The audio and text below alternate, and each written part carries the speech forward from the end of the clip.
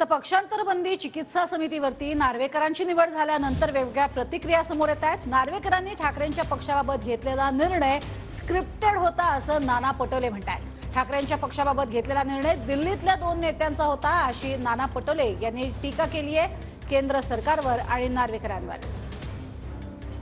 नार्वेकरांनी उद्धव ठाकरे साहेबांच्या पक्षाबद्दलचा घेतलेला निर्णय हा मी तुम्हाला सांगतो की एक स्क्रिप्टेड आहे।